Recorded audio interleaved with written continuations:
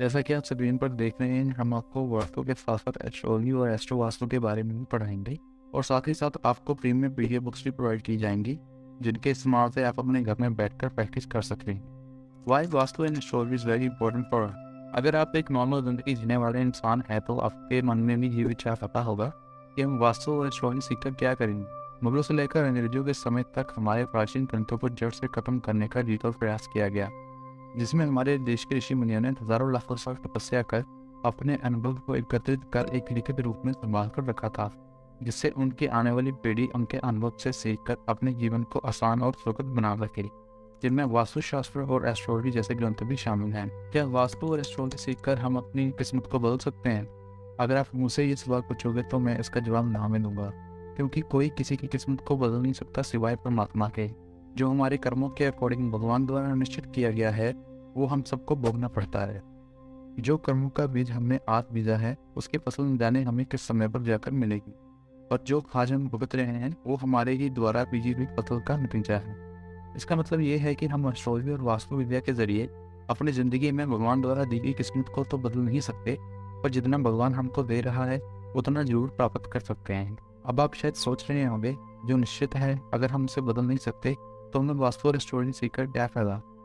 तो इसका सीधा जवाब है, अगर आप अपनी जॉब से परेशान हो तो क्या पता आपकी किस्मत में बिजनेस लिखा हो, और आप अगर बिजनेस में परेशानी फेस कर रहे हो तो क्या पता कुदरत ने आपको कोई टैलेंट दे रखा हो, इसको निकालने के लिए आप भी किसी सही वक्त के इंतजार में हैं, और वो वक्त आपके जन्म से पहले आपके हाथ से फिसल न जाए। इसलिए वास्तु और एस्ट्रोलॉजी हमारे लिए एक मार्गदर्शन का काम करता है, ना कि एक मिरेकल का। कैसे हम वास्तु और एस्ट्रोलॉजी को सीख सकते हैं? अगर हम अकेले वास्तु के बारे में पढ़ेंगे तो ये एक अधूरा ज्ञान माना जाएगा। इसीलिए हम वास्तु की बेसिक और एडवांस क्लासेस के साथ साथ केपी और वैदिक एस्ट्रोलॉजी के बारे में भी पढ़ेंगे और जानेंगे कि कैसे एस्ट्रोलॉजी और वास्तु एक दूसरे के साथ कनेक्ट होकर एक्स्ट्रो वास्तु बन जाता है। वास्तव में इस लाइफ में हम आपको एक्सप्लेनेशन और बुक्स के साथ साथ ऑटोकैड की मदद से बहुत ही आसान भाषा में प्रैक्टिकली हर स्टेप के बारे में बताएंगे। जो लोग नहीं जानते उन्हें बता दूं, ऑटोकैड एक आर्किटेक्चर सॉफ्टवेयर है जिससे आर्किटेक्ट घरों के नक्शा बनाते हैं, और आप ऑनलाइन इसे फ्री में डाउनलोड भी कर सकते हैं और इस्तेमाल कर सकते हैं। अगर आप में से किसी को ऑटोकैड सॉफ्टवेयर डाउनलोड करने में दिक्कत आ रही हो तो आप हमारे साथ इंस्टाग्राम और फेसबुक के जरिए जुड़ सकते हैं, जहां हम आपको फ्री में ऑटोकैड का डाउनलोडिंग लिंक प्रोवाइड करेंगे और साथ ही साथ आपको बताएंगे कि कैसे इसको रजिस्टर करना है। इसके लिए हम अलग से वीडियो बनाकर भी आपको समझा सकते हैं, या फिर आप किसी भी ड्राइंग शीट के ऊपर अपने घर का नक्शा ड्रॉ करके हमारी वीडियोस को फॉलो कर वास्तु के बारे में सीख सकते हैं। जैसा कि आप स्क्रीन पर देख रहे हैं कि हम यहाँ पर वास्तुशास्त्र की क्लासेस को बेसिक से एडवांस लेवल तक सिखाएंगे, और सबसे पहले हम वास्तुशास्त्र, उसके बाद एस्ट्रोलॉजी और फिर एस्ट्रो वास्तु सीखेंगे। ये फ्री कोर्सेस होंगे विथ फ्री पीडीएफ बुक्स। आपको पीडीएफ बुक्स प्रोवाइड की जाएंगी और आप इसे घर बैठकर आराम से प्रैक्टिस कर सकते हैं। सबसे पहले अगर हम बेसिक से देखें तो इसको हम समझेंगे कि वास्तु शब्द का मतलब क्या है, और साथ ही हम देखेंगे कि इस महान ग्रंथ की क्या हिस्ट्री है, जिससे हमें पता लगेगा कि कैसे वास्तुशास्त्र वास्तु पुष्य मंडला की उत्पत्ति हुई। इसमें 32 एंट्रीज होंगी, 16 जोन होंगे, 5 एलिमेंट्स होंगे और ऑब्जेक्ट्स होंगे। ये वास्तुशास्त्र के मेन 4 ऐसे पिलर हैं जिनको अगर आप अपने दिमाग में बिठा लोगे तो आपके लिए वास्तुशास्त्र करना बहुत ही आसान होगा। पर ये अकेला काम नहीं करते, इसके साथ 9 प्लैनेट्स भी हैं जो हम एस्ट्रोलॉजी और एस्ट्रो वास्तु के सेशन में जाके सीखेंगे कि कैसे 9 प्लैनेट्स भी इनके साथ वर्क करते हैं। पर बेसिक्स में हमें इन्हें अच्छे से सीखना पड़ेगा। अब 32 एंट्रीज क्या होंगी?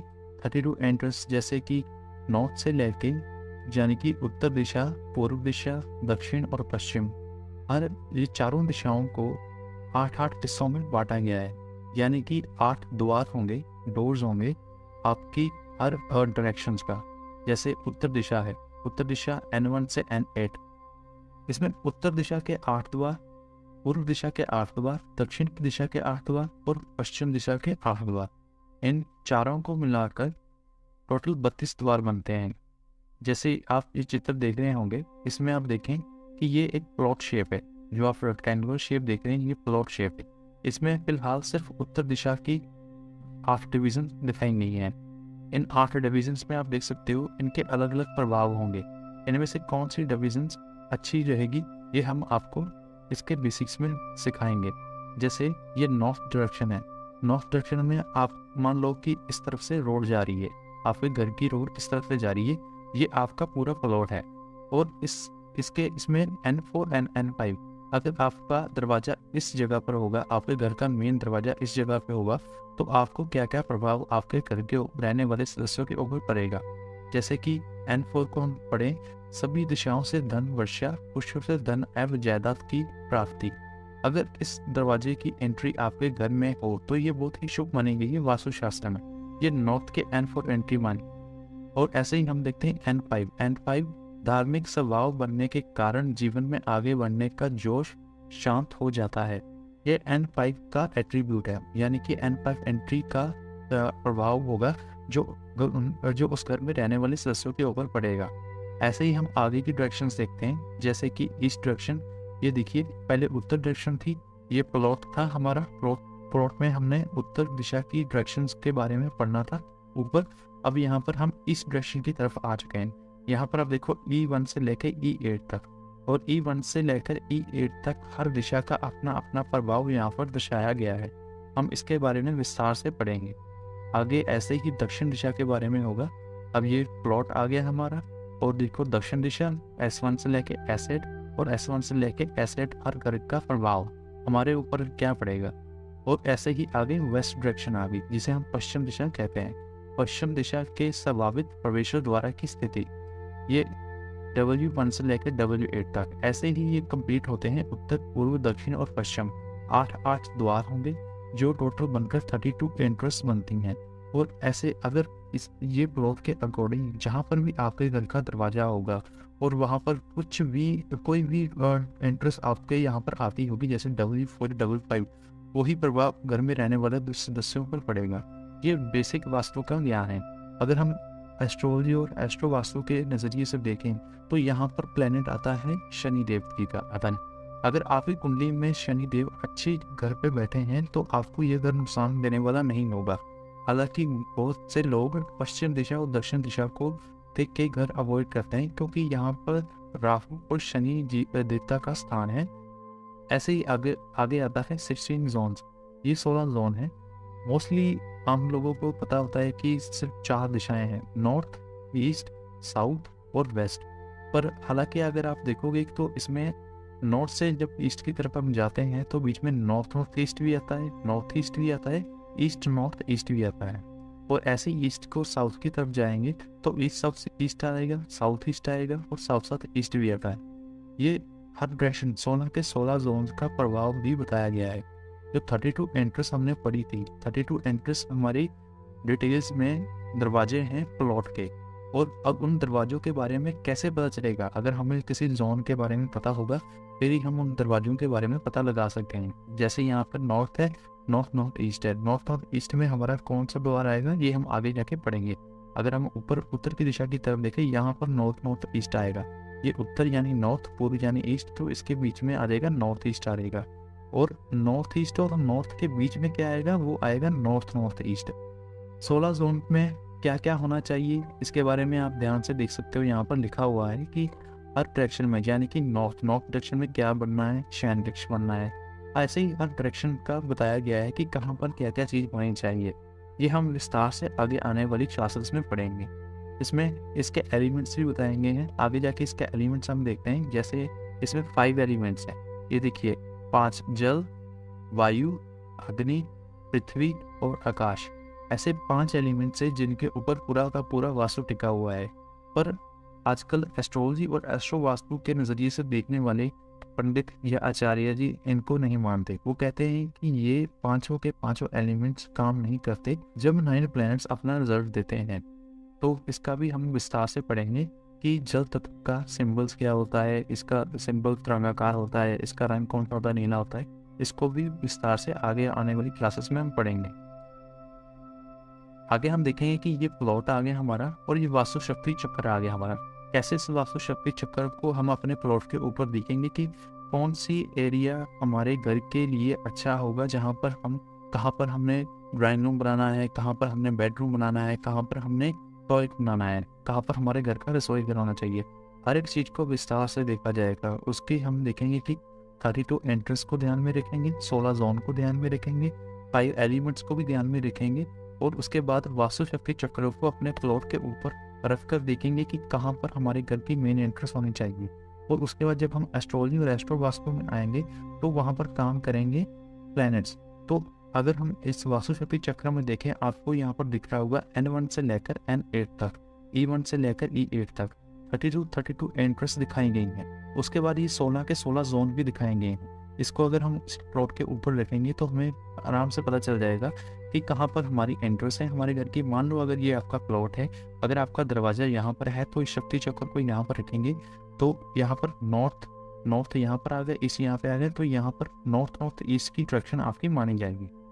तो इसी तरह से हम 9 प्लैनेट्स को भी देखेंगे आगे। आपको जाकर एक वास्तुशक्ति चक्कर की मैं पिक्चर दिखा देता हूँ आपको कि जो वास्तुशक्ति चक्कर कंप्लीट होगा जिसमें प्लैनेट्स भी दिखेंगे हमें, वो भी आपको दिखा दूंगा। इसी में प्लैनेट्स भी दिखाई दे जाएंगे आपको और 45 की 45 एनर्जीज भी दिखाई जाएंगी, जैसे जो वास्तुशक्ति चक्कर को कंप्लीट कर देंगे। उसके बारे में हम विस्तार से आगे आने वाली क्लास में पढ़ेंगे। ऐसे ही आगे हम देखेंगे कि कैसे किसी जोन को बैलेंस किया जाता है। जैसे आप देख रहे हो ये हमारे प्लॉट की शेप है। प्लॉट की शेप में ये 16 के 16 जोन आपको दिख रहे होंगे। अब ये देखो नॉर्थ वाला जोन, ये नॉर्थ वाला जोन जो ब्लैक वाला आपको दिख रहा है ये काफ़ी बड़ा हुआ है। इसका मतलब ये नॉर्थ जोन काफ़ी बड़ा हुआ है। अगर किसी की कुंडली में बुध अच्छे घर में बैठा होगा तो इस घर में रहने वाला व्यक्ति बहुत ही ज़्यादा धन प्राप्त करेगा। यही ऐसे ही अगर हम ईस्ट डायरेक्शन में देखें तो यहाँ ईस्ट काफ़ी कम बड़ा हुआ है। अगर किसी की कुंडली में सूर्य देव अच्छी कुंडली में अच्छी घर में बैठे होंगे तो अगर हम एस्ट्रो वास्तु के नज़रिए से देखें तो उनका जोन काफ़ी वीक नज़र आ रहा है। तो ऐसे घर में रहने वाले व्यक्ति का चाहे उनकी कुंडली में सूर्य अच्छे घर में बैठा हो पर वो अच्छे रिजल्ट्स नहीं देगा क्योंकि उनको जोन स्ट्रेंथ कम मिली हुई है।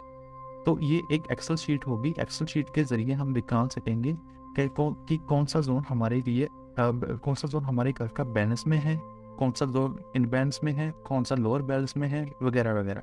तो हम इसके फॉर्मूले के साथ इसको एग्जाम्पल के साथ समझेंगे कैसे इसको बैलेंस किया जाएगा। ऐसे ही ये मर्म स्थान है।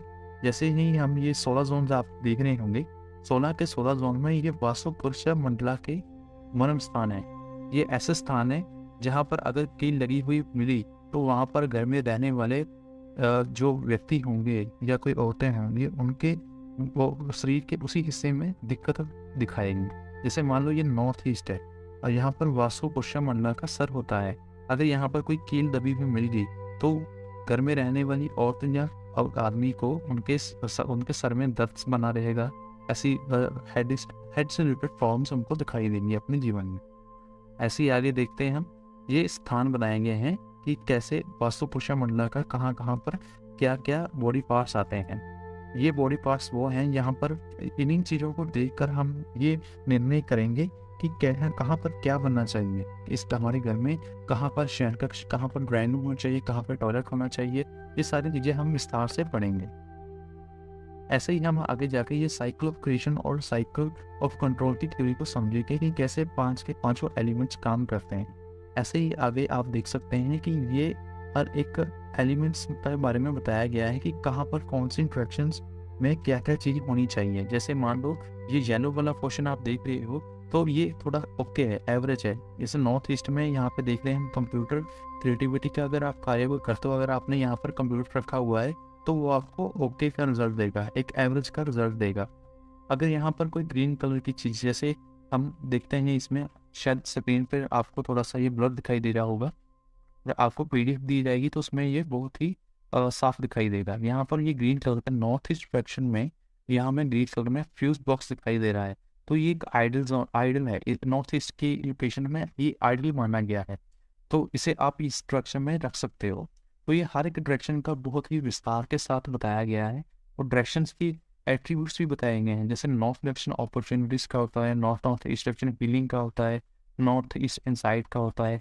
तो उस अकॉर्डिंग कहाँ पर क्या चीज़ें होनी चाहिए, क्या नहीं होनी चाहिए, तो क्या अपने बैलेंस से रिजल्ट होता है, उसके बारे में ये पूरा कंप्लीट चक्कर आपको PDF में दिया जाएगा, जिसकी मदद से आप किसी भी घर का बड़ी आसानी से वास्तु कर सकते हैं। ऐसे ही आगे वाले चक्कर में आप देखोगे कि यहाँ पर हमारे घर में स्टेयर्स कहाँ होने चाहिए। ACW का मतलब होगा कि एंटी क्लॉकवाइज स्टेयर्स और CW का मतलब होगा कि क्लॉकवाइज स्टेयर्स।